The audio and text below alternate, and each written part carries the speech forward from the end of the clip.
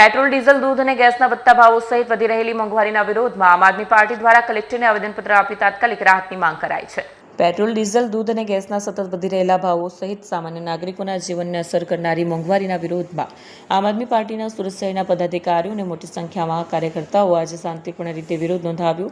સ્થાનિક પાર્ટીના નેતૃત્વમાં કલેક્ટર કચેરી ખાતે વિરોધ નોંધાવ્યો અને મોંઘવારીના મુદ્દે સંબંધિત અધિકારીઓને આવેદનપત્ર સોંપાયું। મોંઘવારીથી પરેશાન નાગરિકોના હિતમાં કેન્દ્ર અને રાજ્ય સરકારે તાત્કાલિક રાહતના પગલાં લેવા પણ આમ આદમી પાર્ટીએ માંગ કરી। આ કાર્યક્રમ દરમિયાન કાર્યકરો મોંઘવારી બંધ કરો, નાગરિકોને રાહત આપો જેવા નારા સાથે સરકાર સામે રોષ વ્યક્ત કર્યો હતો। આજે આખો દેશ મોંઘવારીના મારથી ત્રસ્ત છે, હેરાન છે, પરેશાન છે। ખેડૂતોને ડીઝલ નથી મળી રહ્યું, વેપારીઓના ધંધા ભાંગી ગયા છે, ટ્રાન્સપોર્ટરો પોતાના વાહનો સાઈડમાં મૂકીને બેસી ગયા છે અને લોકો મોંઘવારીના મારથી પીડાઈ રહ્યા છે। રશિયા આપણને સસ્તું ક્રૂડ ઓઇલ આપતી હોવા છતાં પણ અમેરિકાના દબાણ હેઠળ આપણે એમનું ક્રૂડ ઓઇલ પણ જાણે ખરીદી શકતા નથી। એક એક વાત, એક એક નિર્ણય ભાજપ સરકાર, મોદી સરકાર, ટ્રમ્પ સરકારને પૂછીને પછી નિર્ણય લે છે।